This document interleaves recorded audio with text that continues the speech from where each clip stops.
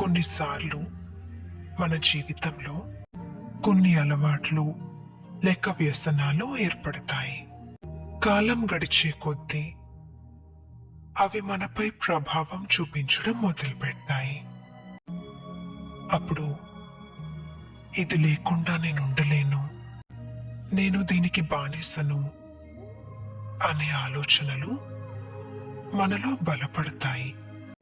కానీ నిజమేమిటంటే ఈ అలవాట్లు మనం పదే పదే చేసిన ఆలోచనలు మరియు పనుల వల్ల ఏర్పడ్డాయి.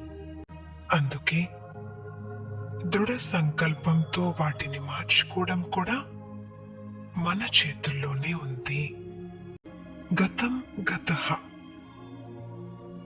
అయిపోయిందేదో అయిపోయింది. ఈరోజు ఒక కొత్త ప్రారంభం.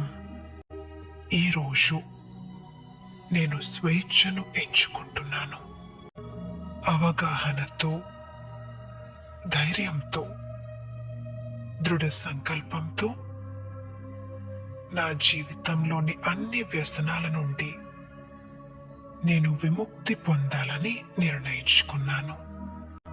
నేను ప్రశాంతంగా కూర్చుని ఏ విధంగానూ ఆధారపడటం అనేది లేకుండా ఆరోగ్యంగా, ఆనందంగా జీవిస్తున్నట్లు నన్ను నేను విజువలైజ్ చేసుకుంటున్నాను. నేనొక శక్తివంతమైన వ్యక్తిని. నా మనసుకు, నా శరీరానికి నేనే యజమానిని.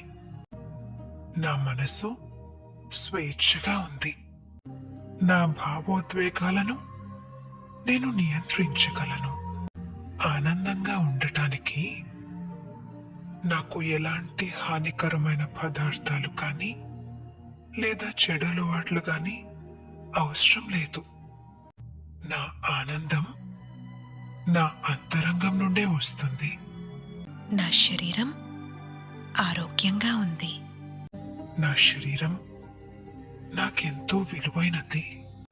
నేను దానిని ప్రేమతో జాగ్రత్తగా చూసుకుంటున్నాను. నా మనసుకు, శరీరానికి మేలు చేసే మంచి అలవాట్లు, ఆరోగ్యకరమైన పదార్థాలు మాత్రమే నేను స్వీకరిస్తున్నాను. నా అందమైన భవిష్యత్తుకు నేనే సృష్టికర్తను. నాపై నాకు నమ్మకం ఉంది. నా శక్తిపై నాకు విశ్వాసం ఉంది. స్వేచ్ఛగా ఉన్నాను. నేను ఆరోగ్యంగా ఉన్నాను. శక్తివంతమైన వ్యక్తిని. శక్తివంతమైన వ్యక్తి.